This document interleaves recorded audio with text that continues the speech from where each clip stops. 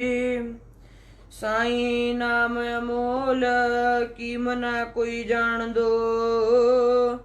जिन्ना भाग मथाहे से नानक हर रंग मान दो। वाहिगुरु जी का खालसा वाहिगुरु जी की फतेह। गुरु रूप गुरु खालसा साध संगत जीओ, ਆਪਣੇ ਸਾਰਿਆਂ ਦੇ ਬਹੁਤ ਹੀ ਉੱਤਮ ਭਾਗ ਹਨ ਜੋ ਕਿ ਸ਼੍ਰੀਮਾਨ ਸੰਤ ਬਾਬਾ ਈਸ਼ਰ ਸਿੰਘ ਜੀ ਮਹਾਰਾਜ ਜੀਆਂ ਦੀ ਰੂਹਾਨੀ ਸੰਦੇਸ਼ ਦੀ ਕਥਾ ਚੱਲ ਰਹੀ ਹੈ। ਅੱਜ ਆਪਾਂ 242 ਨੰਬਰ ਅੰਗ ਤੋਂ ਲੈ ਕਰਕੇ 252 ਨੰਬਰ ਅੰਗ ਤੱਕ ਆਪਾਂ ਕਥਾ ਕਰਨੀ ਹੈ। ਸਾਰੀ ਸੰਗਤ ਨੂੰ ਬੇਨਤੀ ਹੈ ਕਿ ਇਹ ਕਥਾ ਵੱਧ ਤੋਂ ਵੱਧ ਗਰੁੱਪਾਂ ਵਿੱਚ ਸ਼ੇਅਰ ਕਰਿਆ ਕਰੋ ਅਤੇ ਜੋ ਸੰਤ ਆਸ਼ਰਮ ਪੇਜ ਹੈ ਫੇਸਬੁੱਕ ਉੱਤੇ ਇਸ ਨੂੰ ਲਾਈਕ ਕਰੋ ਅਤੇ ਵੱਧ ਤੋਂ ਵੱਧ ਫਰੈਂਡਸ ਨੂੰ ਇਨਵਾਈਟ ਕਰਿਆ ਕਰੋ ਅਤੇ ਜੋ YouTube ਚੈਨਲ ਹੈ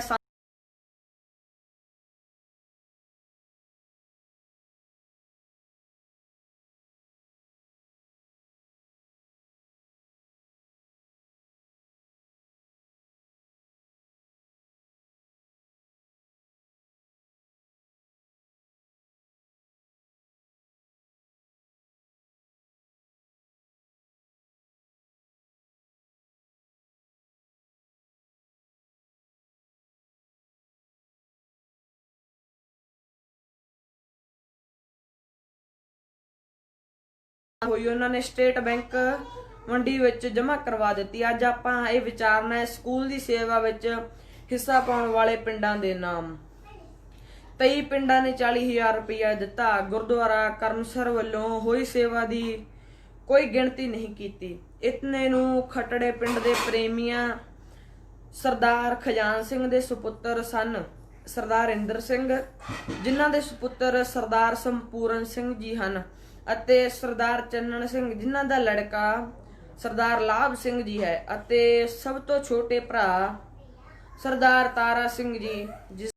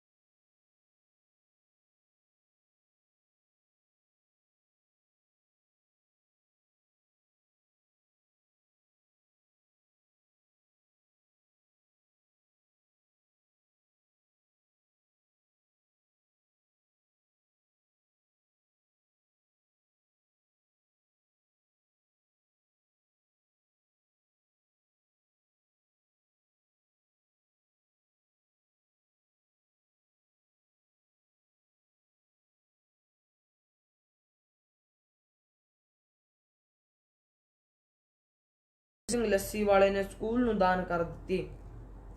ਬਸ ਪਹਿਲਾਂ ਕੁੱਲ ਇਤਨੀ ਕੁ ਜ਼ਮੀਨ ਸੀ। ਇੱਥੇ ਕੱਚੀਆਂ ਕੰਧਾਂ ਤੇ 14 ਛੱਪਰ ਪਾ ਕੇ ਕਲਾਸਾਂ ਲੱਗਣ ਵਾਸਤੇ ਕਮਰੇ ਤਿਆਰ ਕਰ ਦਿੱਤੇ। ਇਹਨਾਂ ਤੋਂ ਇਲਾਵਾ ਇੱਕ ਵੱਡਾ ਕਮਰਾ ਦਫ਼ਤਰ ਲਈ ਅਤੇ ਇੱਕ ਡਿਸਪੈਂਸਰੀ ਲਈ ਬਣਾਏ। ਬੋਰਡਿੰਗ ਹਾਊਸ, ਲੰਗਰ ਦੇ 2 ਕਮਰੇ, ਦੁਕਾਨ, ਗੁਸਲਖਾਨਾ, ਪੰਪ, ਖੂਹ ਤੇ ਗਰਾਊਂਡ ਤਿਆਰ ਹੋ ਗਿਆ। 22 ਫੁੱਟ ਚੌੜੇ 24 ਫੁੱਟ ਲੰਮੇ 11 ਕਮਰੇ ਸਨ। ਕਲਾਸਾਂ ਲੱਗਣ ਵਾਸਤੇ 40-40 ਫੁੱਟ ਦੇ 2 ਵੱਡੇ ਕਮਰੇ ਸਨ। ਸਾਇੰਸ ਤੇ ਡਰਾਇੰਗ ਲਈ ਇਹ ਸਾਰੇ ਕਮਰੇ ਅੰਦਰੋਂ ਕੱਪੜਾ ਲਾ ਕੇ ਛੱਤ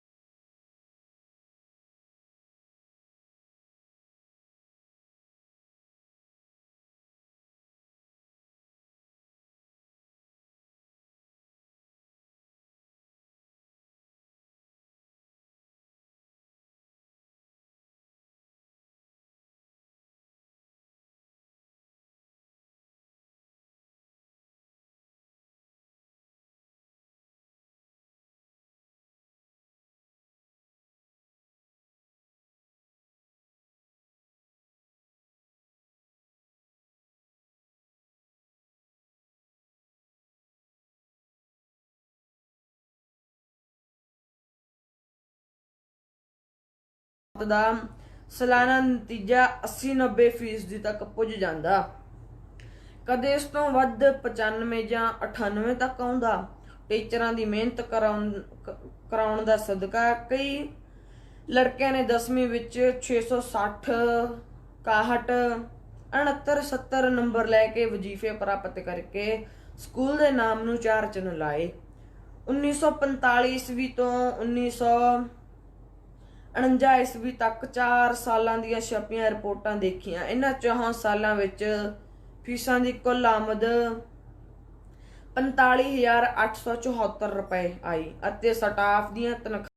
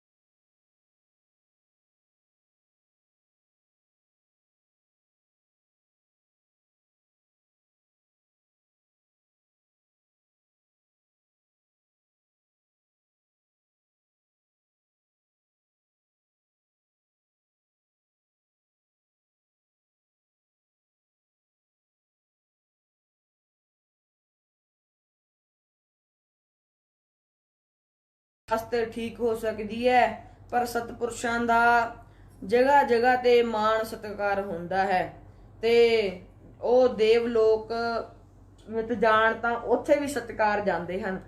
ਪਤਾਲ ਲੋਕ ਵਿੱਚ ਆਦਰ ਹੁੰਦਾ ਹੈ, ਮਾਤ ਲੋਕ ਦੀ ਧਰਤੀ ਤੇ ਵੀ ਪੂਜੇ ਜਾਂਦੇ ਹਨ। ਯਥਾ ਤਿਰਸਕਾਰ ਨਹਿ ਭਵੰਤ ਮਾਨ ਭੰਗਨ ਹੈ, ਸ਼ੋਭਾਹੀਨ ਨਹਿ ਭਵੰਤ ਨਹਿ ਪੋਹੰਤ ਸੰਸਾਰ ਦੁਖਨ ਹੈ।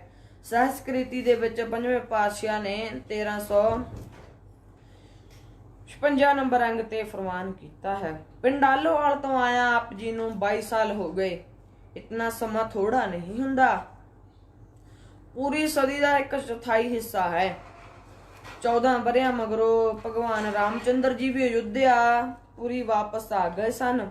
ਜਿਸ ਨਗਰ ਦੀਆਂ ਪਾਵਨ ਗਲੀਆਂ ਨੂੰ ਚਰਨਾਂ ਦੀ ਛੂਹ ਪ੍ਰਾਪਤ ਹੋਈ, ਹਮਜੋਲੀਆਂ ਨਾਲ ਬਾਲ ਲੀਲਾ ਦੇ ਕੌਤਕ ਕੀਤੇ, ਉਹ ਪਵਿੱਤਰ ਧਰਤੀ ਅਯੁੱਧਿਆਪੁਰੀ ਵਾਂਗ ਮੁੜ ਵਾਪਸ ਆਉਣ ਦੀ ਉਡੀਕ ਕਰ ਰਹੀ ਸੀ। ਸੰਤ ਮਹਾਰਾਜ ਜੀ ਦੇ ਸਤਿਕਾਰਯੋਗ ਬਜ਼ੁਰਗ ਬਾਬਾ ਰਾਮ ਸਿੰਘ ਜੀ ਆਪਣੇ ਪਿਆਰੇ ਪੁੱਤਰ ਦੀ ਚੜ੍ਹਦੀ ਕਲਾ ਤੇ ਤੇਜ ਪ੍ਰਤਾਪ ਦੇਖ ਸੁਣ ਕੇ ਜਿਉਂਦੇ ਜੀ ਇੱਕ ਵਾਰੀ ਨਗਰ ਵਿੱਚ ਦੀਦਾਰ ਕਰਨਾ ਚਾਹੁੰਦੇ ਸਨ। ਹਜ਼ੂਰ ਦੇ ਲక్ష్మణ ਤੇ ਭਰਤ ਸਮਾਨ ਆਗਿਆਕਾਰੀ ਸਕੇ ਤੇ ਚਾਚੇ ਦੇ ਪੁੱਤਰ ਭਰਾ, ਜਿਨ੍ਹਾਂ ਨੂੰ ਇਹ ਬੜਾ ਭਾਰੀ ਮਾਣ ਸੀ ਕਿ ਸਾਡੀਆਂ ਕੁੱਲਾਂ ਨੂੰ ਉਤਾਰਨ ਵਾਲਾ ਮਹਾਪੁਰਸ਼ ਇਸ ਘਰ ਵਿੱਚ ਪ੍ਰਗਟ ਹੋਇਆ ਹੈ। ਸਕੇ ਭਰਾਵਾਂ ਵਿੱਚੋਂ ਸਰਦਾਰ ਦੀਵਾਨ ਸਿੰਘ, ਸਰਦਾਰ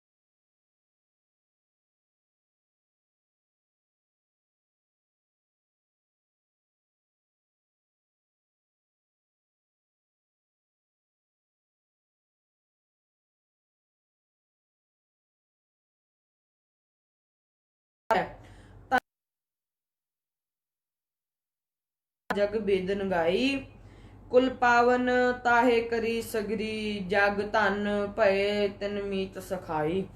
पद कंजन यासपुतीन तरा, रज पावन तेजन पाप मिटाई।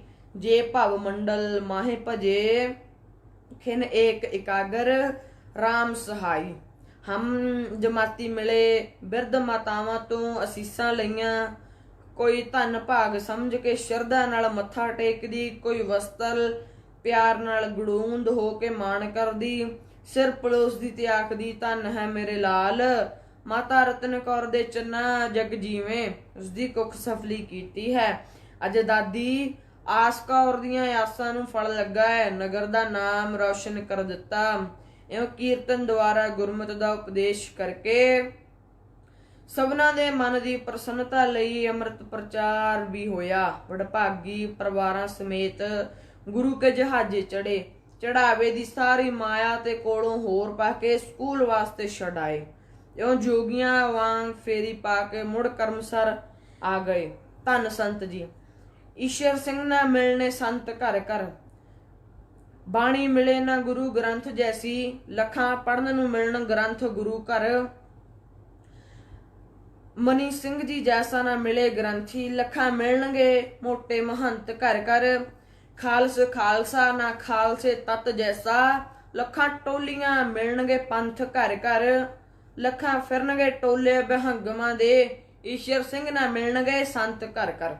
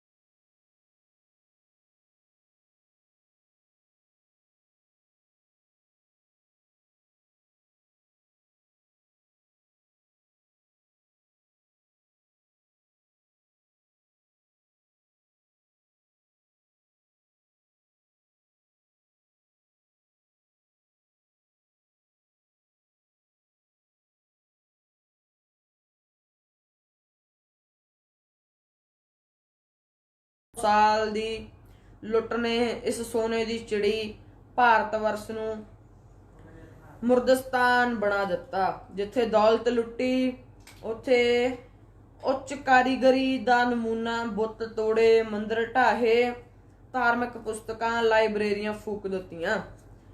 ਹਾਏ ਮਜ਼ਹਬੀ ਤੁਅਸਬ, ਤੇਰਾ ਸਤਿਆਨਾਸ਼, ਤੂੰ ਕੀ ਅਯੋਗ ਗੱਲਾਂ ਕਰਵਾਉਂਦਾ ਹੈ ਅਤੇ ਕਿਸ ਤਰ੍ਹਾਂ ਦੇਸ਼ ਦੀ ਤਰੱਕੀ ਵਿੱਚ ਹਮੇਸ਼ਾ ਰੋੜਾ ਅਟਕਾਇਆ ਹੈ।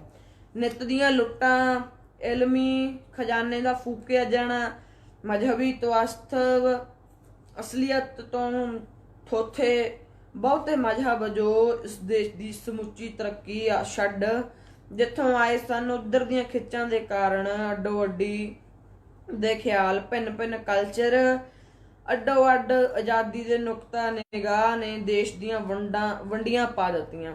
ਸਮੇਂ ਨੇ ਗੇੜ ਖਾਧਾ। ਹਿੰਦੀਆਂ ਵਿੱਚ ਕੁਝ ਨਵੀਨ ਰੋਸ਼ਨੀ ਦੀ ਵਿਦਿਆ ਆਈ। ਕਾਂਗਰਸ ਨੇ ਦੇਸ਼ ਆਜ਼ਾਦੀ ਦਾ ਨਾਅਰਾ ਲਾਇਆ। ਸਿੰਘਾਂ ਨੇ ਕੁਰਬਾਨੀਆਂ ਕੀਤੀਆਂ। ਭਾਵੇਂ ਦੇਸ਼ ਦੀਆਂ ਹੋਰ ਜਮਾਤਾਂ ਵੀ ਮੈਦਾਨ ਵਿੱਚ ਆਈਆਂ, ਪਰ ਮੁਲਕ ਦੀ ਆਜ਼ਾਦੀ ਵਿੱਚ ਹੋਰ ਕੌਮਾਂ ਨਾਲੋਂ ਵੱਧ ਤਾਂ ਸਿੰਘਾਂ ਦੀ ਕੁਰਬਾਨੀ ਦਾ ਹਿੱਸਾ ਹੈ।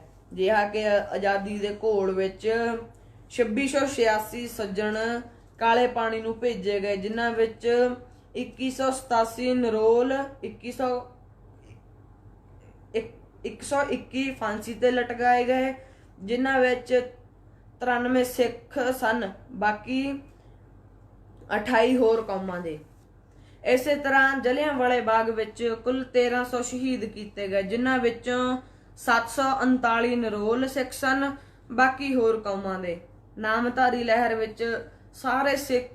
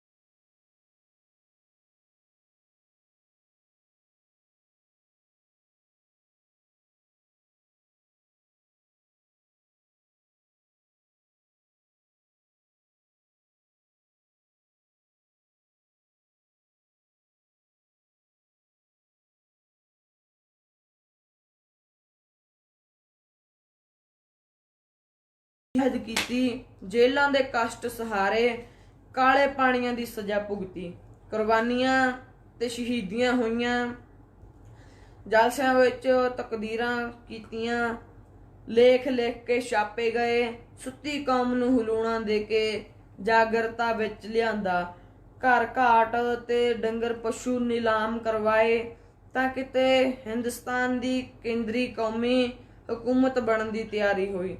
ਉਸ ਸਮੇਂ ਬੰਗਾਲ ਵਿੱਚ ਮਿਸਟਰ ਜਿਨ੍ਹਾਂ ਦਾ ਐਕਸ਼ਨ ਸ਼ੁਰੂ ਹੋ ਗਿਆ। ਇਹ ਸਾਰੀ ਚਲਾਕੀ ਅੰਗਰੇਜ਼ ਦੀ ਕੁਟਲਨੀਤੀ ਸੀ, ਜਿਸਨੇ 100 ਸਾਲ ਪਾੜੋ ਤੇ ਰਾਜ ਕਰੋ ਦਾ ਮਿਸ਼ਨ ਅਪਣਾਈ ਰੱਖਿਆ। ਥਾਂ ਥਾਂ ਤੇ ਅੱਗਾਂ ਲਾ ਕੇ ਗਰੀਬਾਂ ਦੇ ਘਰ ਸਾੜੇ, ਨਿਰਦੋਸ਼ ਬੁੱਢੇ ਮਾਸੂਮ ਬੱਚੇ ਤੇ ਤ੍ਰੀਮਤਾਂ ਨੂੰ ਕਤਲ ਕੀਤਾ, ਕਈ ਜਿਉਂਦੇ ਅੱਗਾਂ ਵਿੱਚ ਸੁੱਟੇ ਗਏ। ਸਰੇ ਬਾਜ਼ਾਰ ਅਮੀਰ ਘਰਾਣਿਆਂ ਦੀਆਂ ਅਬਲਾਂ ਦੀ ਅਸਮਤ ਲੁੱਟੀ ਗਈ। ਫਿਰ ਪੁਣੇ ਦਾ ਭੂਤ ਹਰ ਇੱਕੇ ਦਾ ਉੱਪਰ ਸਵਾਰ ਹੋ ਚੁੱਕਾ ਸੀ। ਇਉਂ ਫਸਾਦਾਂ ਦੀ ਅੱਗ ਵੱਧਦੀ ਹੀ ਗਈ। ਪਹਿਲਾਂ ਪਹਿਲ ਇਹ ਬੰਗਾਲ 'ਚ ਸ਼ੁਰੂ ਹੋਈ, ਫਿਰ ਬਿਹਾਰ ਵਿੱਚ ਗਈ। ਇੱਥੇ ਮੁਸਲਮਾਨਾਂ ਦੀ ਘੱਟ ਗਿਣਤੀ ਹੋਣ ਕਰਕੇ ਬੇਦੋਸ਼ੇ ਬੁੱਢੇ, ਮੁਸਲਮਾਨ ਔਰਤਾਂ ਤੇ ਉਹਨਾਂ ਦੇ ਬੱਚੇ ਮਾਰੇ ਗਏ। ਮਰਵਾਉਣ ਵਾਲਾ ਕੋਈ ਹੋਰ, ਮਾਰਨ ਵਾਲੇ ਬੇਸਮਝ ਲੋਕ। ਉਹਨਾਂ ਨੂੰ ਕੀ ਪਤਾ ਸੀ ਕਿ ਦੇਸ਼ ਵਿੱਚ ਕੀ ਹੋ ਰਿਹਾ ਹੈ ਜਾਂ ਕੀ ਹੋ ਜਾਣਾ ਹੈ, ਕਿਸ ਦਾ ਰਾਜ ਹੋਵੇਗਾ। ਮਜ਼ਦੂਰ ਤੇ ਕਿਸਾਨ, ਅਨਪੜ੍ਹ ਤੇ ਭੋਲੇ ਭਾਲੇ ਜੀਵਨ ਤੋਂ ਅਣਜਾਣ ਮਾਰੇ ਗਏ, ਵੱਡੇ ਗਏ।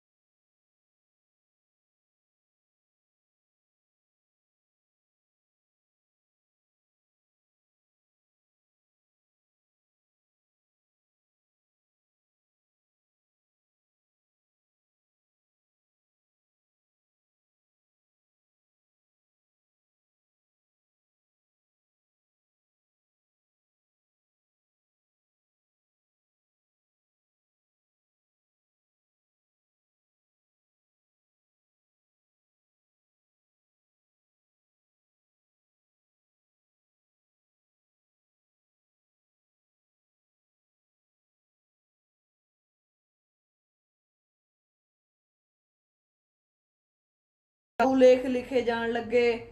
ਹਿੰਦੂ ਅਖਬਾਰਾਂ ਨੇ ਹਿੰਦੂਆਂ ਦੀ ਮਦਦ ਕੀਤੀ, ਮੁਸਲਮਾਨਾਂ ਨੇ ਹਿੰਦੂਆਂ ਨੂੰ ਜ਼ਾਲਮ ਤੇ ਕਾਫਰ ਆਖ ਕੇ ਕੋਸਣਾ ਸ਼ੁਰੂ ਕਰ ਦਿੱਤਾ।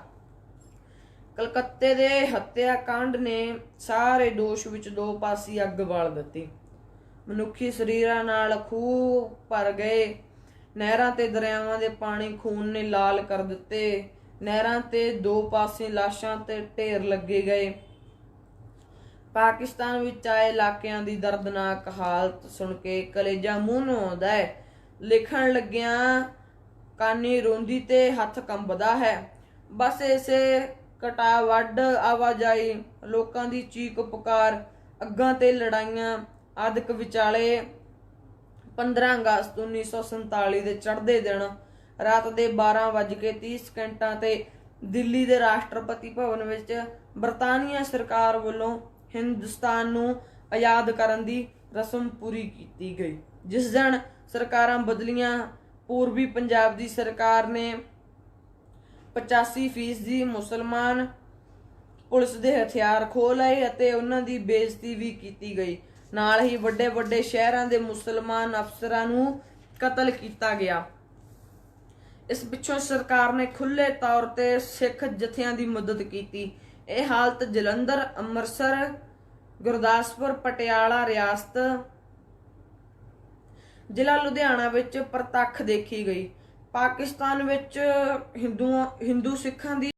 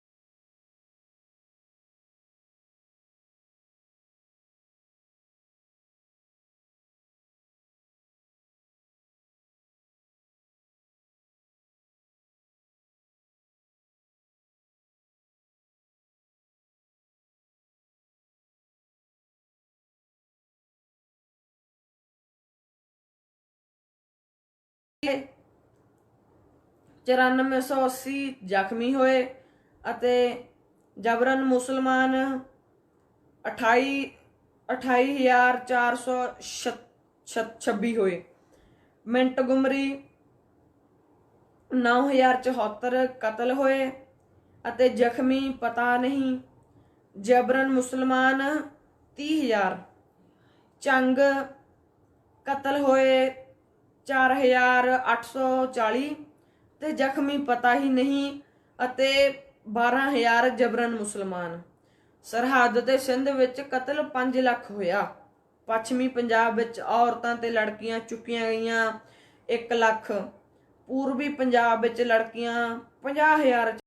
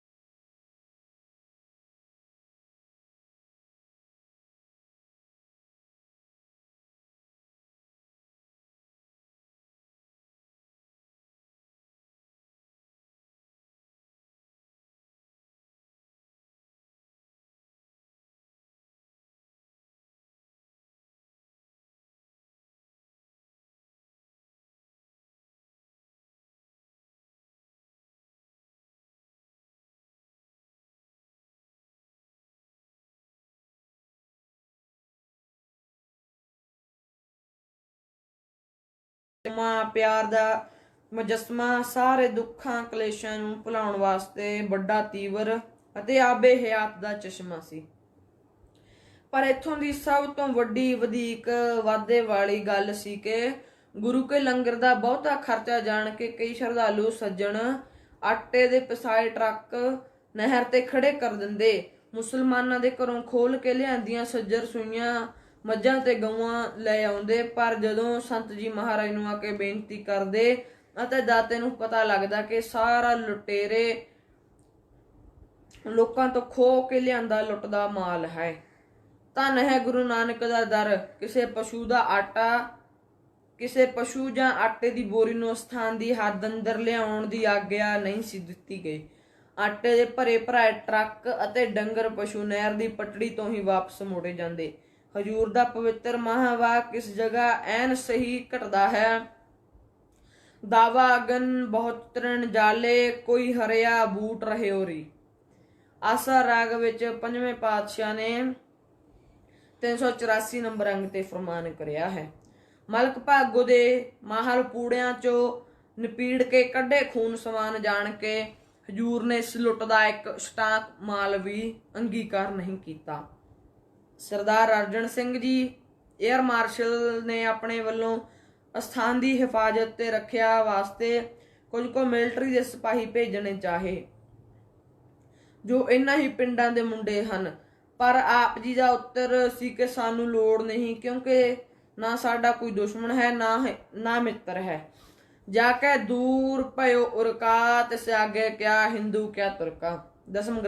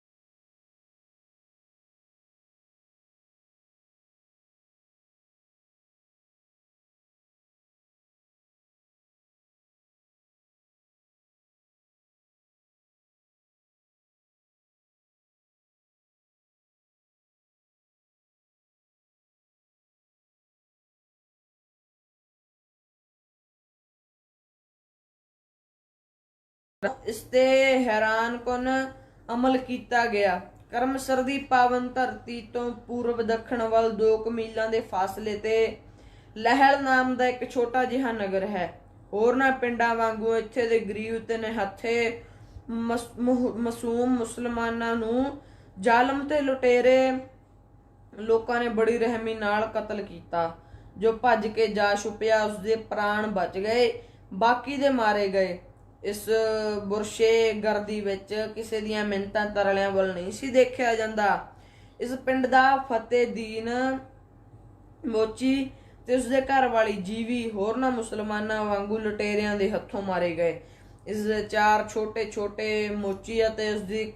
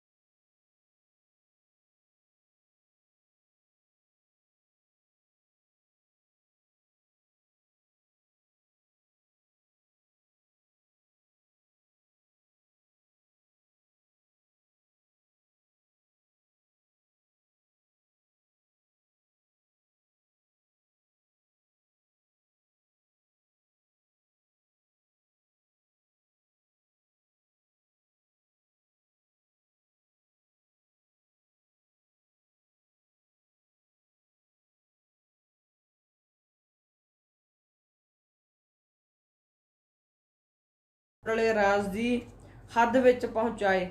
ਛੋਟੇ ਸਾਹਿਬਜ਼ਾਦਿਆਂ ਦੀ ਸ਼ਹੀਦੀ ਸਮੇਂ ਸਰਹੰਦੀ ਸੂਬੇ ਦੀ ਕਚਹਿਰੀ ਵਿੱਚ ਬੈਠ ਕੇ ਮਲੇਰਕੋਟਲੇ ਦੇ ਨਵਾਬ ਹਾਕਮ ਸ਼ੇਰ ਮੁਹੰਮਦ ਨੇ ਹਾਂ ਦਾ ਨਾਰਾ ਮਾਰਿਆ, ਜਿਸ ਨੂੰ ਸੁਣ ਕੇ ਕਲਗੀਆਂ ਵਾਲੇ ਪਾਤਸ਼ਾਹ ਨੇ ਰਿਆਸਤ ਕਾਇਮ ਰਹਿਣ ਦਾ ਵਰ ਦਿੱਤਾ, ਜੋ ਆਜ਼ਾਦ ਦੇਸ਼ ਵਿੱਚ ਹੋਰ ਰਿਆਸਤਾਂ ਦੇ ਟੁੱਟਣ ਤੱਕ ਸਫਲਿਆਂ ਬੰਦੇ ਬਹਾਦਰ ਵਰਗੇ ਯੋਧਿਆਂ ਨੇ ਵੀ ਇਸ ਵਰ ਦਾ ਸਤਿਕਾਰ ਕੀਤਾ। 1947 ਈਸਵੀ ਦੇ ਗਦਰ ਵਿੱਚ ਵੀ ਇਸ ਵਾਰ ਦਾ ਅਸਰ ਲੁਟੇਰੇ ਲੋਕਾਂ ਤੇ ਵੀ ਪ੍ਰਤੱਖ ਵੇਖਣ ਵਿੱਚ ਆਇਆ। ਜਦੋਂ ਇਹਨਾਂ ਦਾ ਕੋਟਲੇ ਰਾਜ ਦੀ ਹੱਦ ਵਿੱਚ ਪੈਰ ਪੈਂਦਾ ਤਾਂ ਮੁਸਲਮਾਨਾਂ ਨੂੰ ਮਾਰਨ ਵਾਲੇ ਲੋਕ ਵੀ ਉਹਨਾਂ ਦੇ ਰਾਖਸ਼ ਬਣ ਜਾਂਦੇ। ਧੰਨ ਹੈ ਉਹ ਕਲਗੀਆਂ ਵਾਲੇ ਬਾਜਾਂ ਵਾਲੇ ਗੁਰੂ, ਇਉਂ ਪਾਕਿਸਤਾਨ ਚੋਂ ਆਏ ਬੇਅੰਤ ਬੇਕਾਰ ਲੋਕਾਂ ਨੇ ਇਸ ਸਥਾਨ ਤੇ ਪਨਾਹ ਲਈ। ਪਰਿਵਾਰਾਂ ਸਮੇਤ ਕਈ ਮਹੀਨੇ ਠਹਿਰੇ। ਉਹਨਾਂ ਵਾਸਤੇ ਰੋਟੀ ਕੱਪੜਾ ਰਿਹਾਇਸ਼ ਦਾ ਪੂਰਾ ਪ੍ਰਬੰਧ ਸੀ। ਹੋਰ ਵੀ ਜਿਤਨੀ ਹੋ ਸਕੀ ਪਾਕਿਸਤਾਨ ਵਿੱਚੋਂ ਆਏ ਵੀਰਾਂ ਰਿਫਿਊਜੀਆਂ ਦੀ ਅਸਥਾਨ ਵੱਲੋਂ ਮਦਦ ਕੀਤੀ ਗਈ। ਜੋ ਪਾਕਿਸਤਾਨ ਵਿੱਚੋਂ ਆਏ ਵੀਰ ਨੇ ਉਹਨਾਂ ਨੂੰ ਰਿਫਿਊਜੀਆਂ ਕਿਹਾ ਗਿਆ ਹੈ। ਇਸੇ ਤਰ੍ਹਾਂ ਵੱਡੀ ਵੇਰ ਪਿੰਡ ਦਾ ਬੁੱਧੂ ਭਰਾਈ ਵੀ ਕਾਫੀ ਸਮਾਂ ਗੁਰੂ ਅਸਥਾਨ ਦੀ ਸੇਵਾ ਕਰਦਾ ਰਿਹਾ। ਨਾਭੇ ਦਾ ਆਨੰਦ ਸਿੰਘ ਬਾਗਵਾਨ ਜੋ ਪਹਿਲਾਂ ਮੁਸਲਮਾਨ ਸੀ। ਖੇੜੇ ਪਿੰਡ ਦਾ ਗਰੀਬੂ ਲਲਾਰੀ, ਜਿਸ ਦਾ ਨਾਮ ਅੰਮ੍ਰਿਤ ਛਕਣ ਤੋਂ ਮਗਰੋਂ ਗੁਰਦਿਆਲ ਸਿੰਘ ਰੱਖਿਆ, ਜੋ ਠੇਕੇਦਾਰ ਕਰਕੇ ਆਮ ਪ੍ਰਸਿੱਧ ਸੀ। ਮੁਸਲਮਾਨਾਂ ਤੋਂ ਸਿੰਘ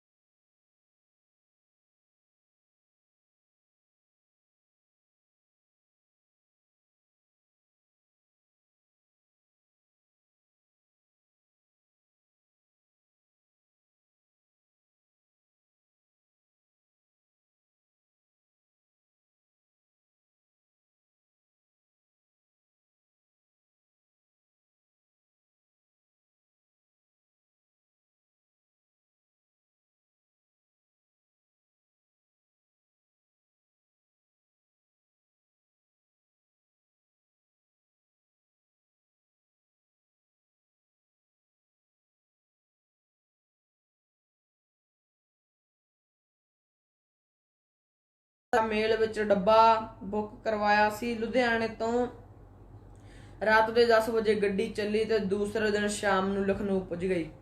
ਇਹਨਾਂ ਨੇ ਸੰਤ ਮਹਾਰਾਜ ਦੇ ਆਉਣ ਦੀ ਤਾਰ ਰਾਹੀਂ ਖਬਰ ਭੇਜ ਦਿੱਤੀ ਸੀ। ਜਦੋਂ ਆਪ ਜੀ ਟ੍ਰੇਨ ਵਿੱਚ ਬੈਠੇ ਹੋਏ ਸਨ ਤਾਂ ਨਾਲ ਦੇ ਫਸਟ ਕਲਾਸ ਡੱਬੇ ਵਿੱਚ ਇੱਕ ਅਮੀਰ ਘਰਾਣੇ ਦਾ ਨੌਜਵਾਨ ਹਿੰਦੂ ਜੋੜਾ, ਸੇਠ ਤੇ ਉਸਦੀ ਘਰਵਾਲੀ, ਸਫ਼ਰ ਕਰ ਰਿਹਾ ਸੀ। ਸੰਤ ਜੀ ਮਹਾਰਾਜ ਦਾ ਦਰਸ਼ਨ ਕਰਕੇ ਮਨ ਵਿੱਚ ਕੋਈ ਅਗੰਮੀ ਧੂ ਪਈ, ਪਰ ਵਾਕਫ ਨਾ ਹੋਣ ਕਰਕੇ ਕੋਲ ਜਾਣ ਤੋਂ ਸੰਕੋਚ ਵੀ ਕਰਦਾ ਸੀ। ਕਾਫੀ ਸਿਰ ਸੋਚਣ ਪਿੱਛੋਂ ਜਦੋਂ ਅੰਦਰ ਬਹੁਤੀ ਖਿੱਚ ਵਧੀ ਤਾਂ ਭਾਈ ਬਲਵੰਤ ਸਿੰਘ ਨੂੰ ਪੁੱਛਿਆ, ਇਹ ਕੌਣ ਹਨ? ਉਸਨੇ ਦੱਸਿਆ ਕਿ ਇਹ ਬਾਬਾ ਕਰਮ ਸਿੰਘ ਜੀ ਹੋਤੀ ਮਰਦਾਨ ਵਾਲਿਆਂ ਦੇ ਨਾਦੀ ਸ਼ੇਸ਼, ਦੁਖੀ ਦਿਲਾਂ ਦੇ ਦਰਦਵੰਦ ਪੂਰਨ ਰਾਜ ਯੋਗੀ ਸੰਤ ਜੀ ਮਹਾਰਾਜ ਰਾੜਾ ਸਾਹਿਬ ਵਾਲੇ ਹਨ। ਉਹ ਪ੍ਰੇਮੀ ਵੀ ਪਿੱਛੋਂ ਮਰਦਾਨ ਦੇ ਰਹਿਣ ਵਾਲਾ ਸੀ। ਜ਼ਿੰਦਗੀ ਵਿੱਚ ਬਹੁਤ ਵਾਰੀ ਬਾਬਾ ਕਰਮ ਸਿੰਘ ਮਹਾਰਾਜ ਦੇ ਸਥਾਨ ਦੀ ਯਾਤਰਾ ਵੀ ਕੀਤੀ। ਉਹਨਾਂ ਦੀ ਸੰਪਰਦਾਇ ਦੇ ਮਹਾਂਪੁਰਸ਼ ਸੁਣ ਕੇ ਉਹ ਇੱਕ ਦਮ ਡੱਬੇ ਅੰਦਰ ਆਏ ਅਤੇ ਫਲ ਅੱਗੇ ਰੱਖ ਕੇ ਭਾਵਨਾ ਨਾਲ ਮੱਥਾ ਟੇਕਿਆ।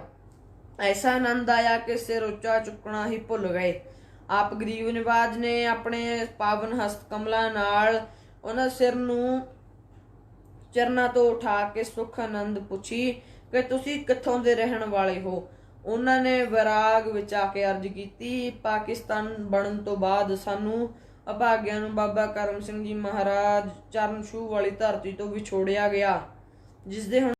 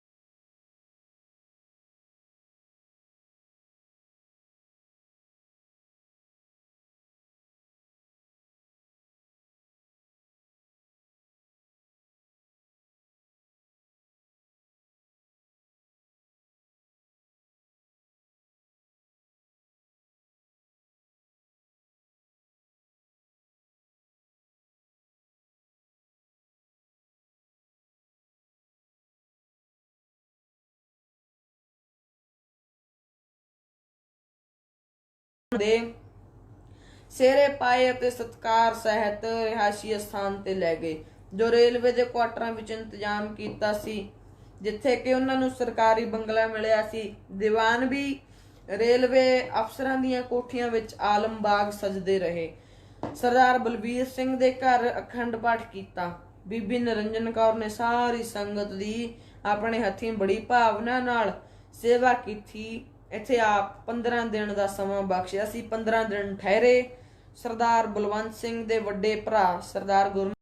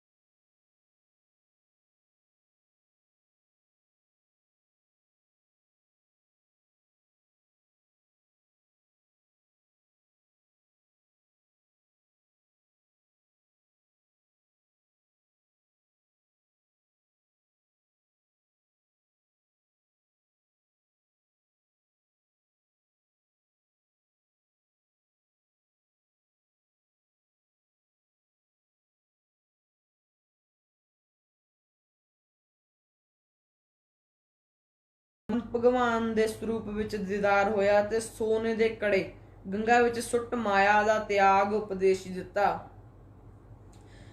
ਤੇ ਉੱਥੇ ਦਾ ਦਰਸ਼ਨ ਕੀਤਾ। ਉਹ ਪ੍ਰਬੰਧਕ ਦੱਸਦੇ ਸਨ ਕਿ ਭਾਵੇਂ ਪਟਨਾ ਸਾਹਿਬ ਅੰਮ੍ਰਿਤਧਾਰੀ ਤੇ ਸਹਿਜਧਾਰੀ ਗੁਰਸਿੱਖਾਂ ਦੀ ਬੇਅੰਤ ਵਸੋਂ ਹੈ, ਪਰ ਇਤਨਾ ਇਕੱਠ ਕਿਸੇ ਵੀ ਮਹਾਂਪੁਰਸ਼ ਦੇ ਕੀਰਤਨ ਸਮੇਂ ਨਹੀਂ ਦੇਖਿਆ।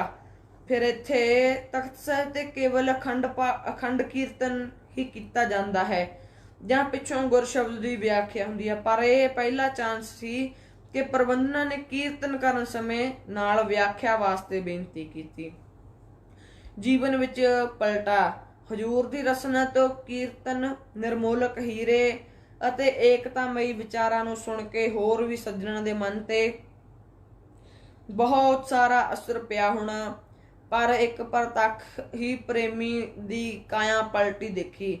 ਸਰਦਾਰ ਬਖਸ਼ੀਸ਼ ਸਿੰਘ, ਜੋ ਪੰਜਾਬ ਵਿੱਚ ਜਗਰਾਵਾਂ ਤਹਿਸੀਲ ਦੇ ਰਹਿਣ ਵਾਲਾ ਸੀ, ਜਿਸ ਦੀਆਂ ਇੱਥੇ ਪਟਨੇ ਸਾਹਿਬ 15 ਬੱਸਾਂ ਤੇ 30-35 ਟਰੱਕ ਚੱਲਦੇ ਸਨ। ਇਹਨਾਂ ਦਾ ਟਰਾਂਸਪੋਰਟ ਵੀ ਸੀ। ਇੱਟਾਂ ਦੇ ਆਪਣੇ 4 ਭੱਠੇ ਲਾਏ ਸਨ। ਇਸਨੇ ਇੱਕ ਦਿਨ ਦਾਨਾਪੁਰ ਦੀਵਾਨ ਸੁਣਿਆ। ਮਨ ਤੇ ਇਤਨਾ ਅਸਰ ਹੋਇਆ, ਸੰਤ ਜੀ ਮਹਾਰਾਜ ਨੂੰ ਘਰ ਵਿੱਚ ਲਿਜਾ ਕੇ ਚਰਨ ਪਾਉਣ ਵਾਸਤੇ ਬੇਨਤੀ ਕੀਤੀ। ਸਾਂਝੇ ਰਹਿਬਰ ਨੇ ਸੋਚਿਆ, ਅਗਨੀ ਦੇ ਸੇਕ ਨਾਲ ਲੋਹਾ ਨਰਮ ਹੋ ਚੁੱਕਾ ਹੈ, ਹੁਣ ਇੱਕੋ ਹੀ ਸੱਟ ਨਾਲ ਜਿਸ ਪਾਸੇ ਮੋੜੀਏ ਮੁੜ ਜਾਏਗਾ। ਬਚਨ ਕੀਤਾ, ਘਰ ਤਾਂ ਚੱਲਾਂਗੇ ਜੇ ਮਾਸ ਸ਼ਰਾਬ ਤਿਆਗ ਕਰਕੇ ਸਿੰਘ ਸਜੇ। ਇਸਨੇ ਪ੍ਰਣ ਕਰ ਲਿਆ। ਸੰਤ ਜੀ ਮਹਾਰਾਜ ਘਰ ਗਏ, ਗੁਰਸਿੱਖੀ ਧਾਰਨ ਵਾਸਤੇ ਪ੍ਰੇਰਨਾ ਕੀਤੀ। ਸੂਰ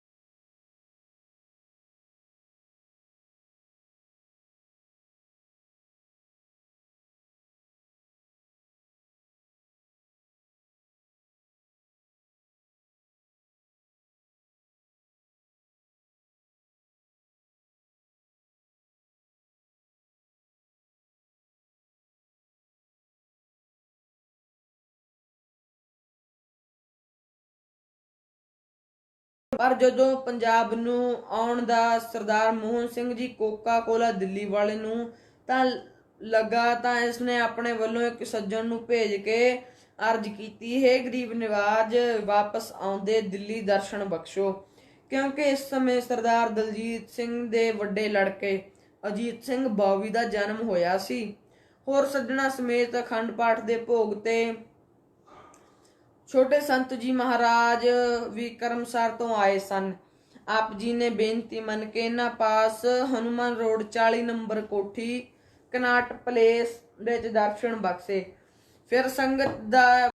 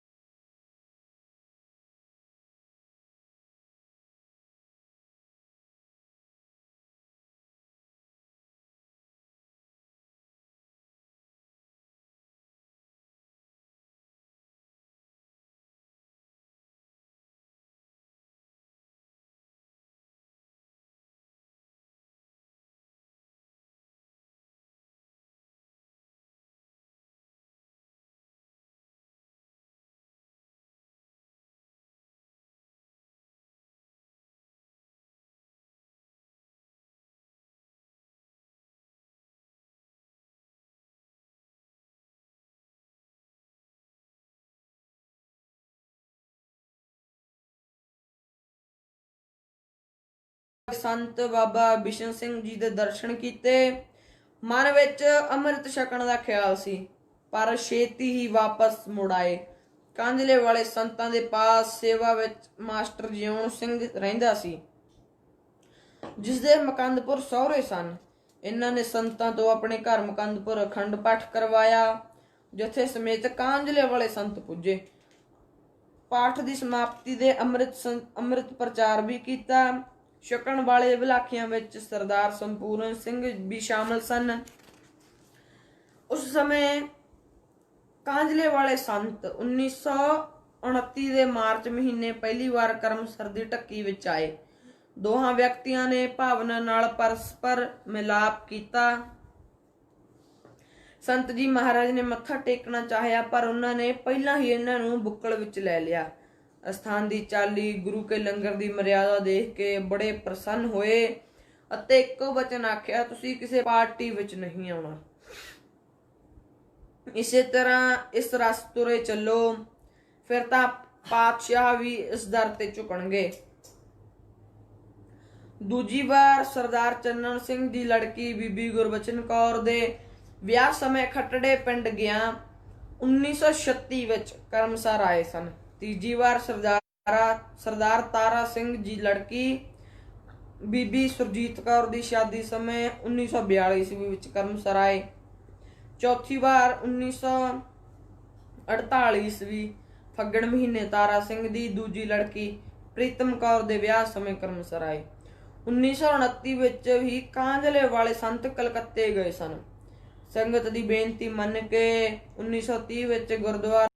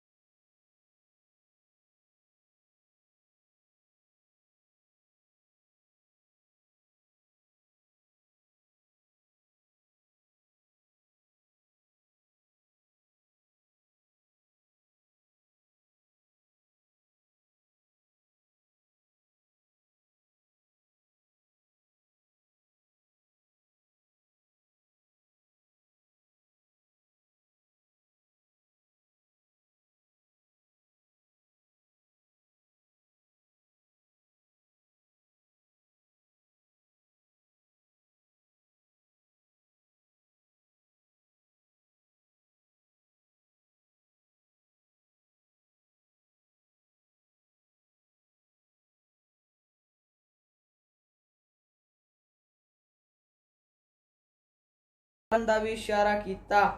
ਹਜੂਰ ਨੇ ਮਹਾਂਪੁਰਸ਼ਾਂ ਦੇ ਸਤਿਕਾਰ ਵਾਸਤੇ ਮਿਸ਼ਰੀ, ਬਦਾਮ, ਦਸਤਾਰ ਅਤੇ ਨਾਲ 101 ਰੁਪਈਆ ਭੇਟਾ ਕੀਤਾ। ਇਹ ਸਰੀਰ ਕਰਕੇ ਦੋਹਾਂ ਵਿਅਕਤੀਆਂ ਦਾ ਆਖਰੀ ਮਿਲਾਪ ਸੀ। ਉਪਰੰਤ ਇਕੱਠੇ ਹੀ ਗੁਰੂ ਕੇ ਲੰਗਰ ਵੱਲ ਆਏ। ਦਰਸ਼ਨ ਦੀਦਾਰ ਕਰ ਮਨ ਬੜਾ ਪ੍ਰਸੰਨ ਹੋਇਆ। ਲੰਗਰ ਦੇ ਇੰਚਾਰਜ ਸ਼੍ਰੀਮਾਨ ਜੀ ਜਸਵੰਤ ਸਿੰਘ ਨੇ ਨਮਸਕਾਰ ਕੀਤੀ। ਉਸ ਸਮੇਂ ਉਹਨਾਂ ਨੂੰ ਸੰਬੋਧਨ ਕਰਕੇ ਆਖਿਆ, ਬਸ ਇਸ ਲੰਗਰ ਦੀ ਹੀ ਕਿਰਪਾ ਹੈ, ਪ੍ਰੇਮ ਨਾਲ ਸੇਵਾ ਕਰੀ ਜਾ, ਕਿਸੇ ਸਮੇਂ ਕੋਈ ਭੁੱਖਾ ਨਾ ਮੁੜੇ। ਇਹ ਸਾਰੇ ਜਪਾਂ ਤਪਾਂ ਨਾਲੋਂ ਸ਼੍ਰੋਮਣੀ ਸੇਵਾ ਹੈ। ਉਪਰੰਤ ਗੱਡੀ ਵਿੱਚ ਬੈਠਣ ਲੱਗਿਆਂ ਸੰਤ ਜੀ ਮਹਾਰਾਜ ਨੂੰ ਬੁੱਕਲ ਵਿੱਚ ਲੈ ਕੇ ਬੜਾ ਪਿਆਰ ਕੀਤਾ ਅਤੇ ਅੰਤਮ ਬਚਨ ਕਹੇ ਕਿ ਅਸੀਂ ਪਹਿਲੀ ਵਾਰ ਆਇਆ। ਦਿਵ ਦ੍ਰਿਸ਼ਟੀ ਨਾਲ ਤੁਹਾਡਾ ਨੂਰਾਨੀ ਚਿਹਰਾ ਤੱਕ ਕੇ ਮਸਤਕ ਤੋਂ ਇਹ ਅਨੁਭਵ ਕੀਤਾ ਕਿ ਤੁਸੀਂ ਤਾਂ ਦੁਨੀਆ ਦੇ ਕਾਰਕ ਅਵਤਾਰ ਹੋ ਕੇ ਆਏ ਹੋ ਅਤੇ ਨਾਲ ਇਹ ਗੱਲ ਵੀ ਆਖੀ ਸੀ ਕਿ ਕਿਸੇ ਪਾਰਟੀ ਵਿੱਚ ਹਿੱਸਾ ਨਹੀਂ ਲੈਣਾ, ਆਪਣੀ ਮੌਜ ਵਿੱਚ ਬੰਦਗੀ ਕਰਾਈ ਜਾਓ, ਬੜੀ ਚੜ੍ਹਦੀ ਕਲਾ ਹੋਵੇਗੀ। ਇੱਥੇ ਪੰਜਾਬ ਦੇ ਚੀਫ ਮਿਨਿਸਟਰਾਂ ਨੂੰ ਦਰਸ਼ਨ ਕਰਨ ਵਾਸਤੇ ਪਹਿਲਾਂ ਸਮਾਂ ਮੰਗਣਾ ਪਿਆ ਕਰੇਗਾ, ਫਿਰ ਬਚਨ ਸਹੀ ਦੇਖ ਕੇ ਅੱਜ ਮੇਰਾ ਮਨ ਬੜਾ ਪ੍ਰਸੰਨ ਹੋਇਆ ਹੈ। ਤੁਹਾਡੇ ਜੈਸੇ ਨਿਰਲੋਭ, ਨਿਰਚਾਹ, ਨਿਰਇੱਛਤ ਅਤੇ ਉਦਾਰ ਆਤਮਾ ਮਹਾਂਪੁਰਸ਼ਾਂ ਦਾ ਦਰਸ਼ਨ ਦੁਰਲੱਭ ਹੈ। ਅੱਗੇ ਨੂੰ ਵੀ ਤੁਹਾਡੇ ਪਾਸ ਬਹੁਤ ਸਾਰੇ ਲੋਕ ਪਾਰਟੀਆਂ ਵਿੱਚ ਸ਼ਾਮਲ ਕਰਨ ਵਾਸਤੇ ਆਉਣਗੇ, ਬੜੇ ਬੜੇ ਅਹੁਦੇ, ਵਜ਼ੀਰੀਆਂ ਦਾ ਲਾਲਚ ਦਿਖਾਉਣਗੇ, ਪਰ ਤੁਸੀਂ ਕਿਸੇ ਦੀ ਪਰਵਾਹ ਨਹੀਂ ਕਰਨੀ। ਇੱਕ ਗੱਲ ਹੋਰ ਯਾਦ ਰੱਖਣੀ, ਇਸ ਇਲਾਕੇ ਵਿੱਚ ਤਾਂ ਤੁਹਾਡਾ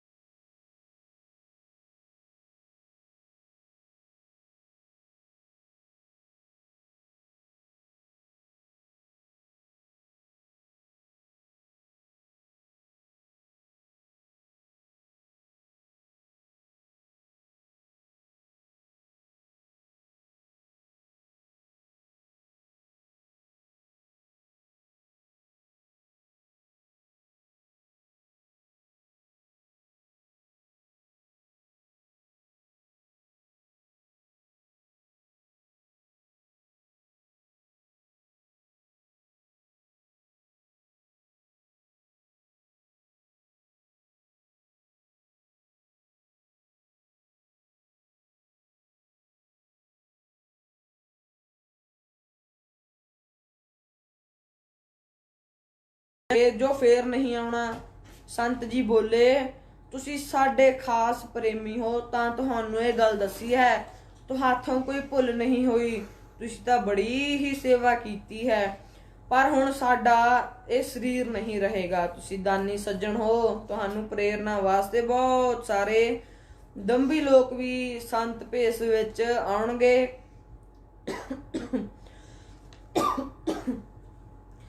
ਸੰਤ ਭੇਸ ਵਿੱਚ ਆਉਣਗੇ ਅਤੇ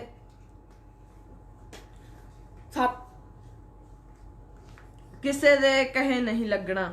ਅੱਜ ਤੋਂ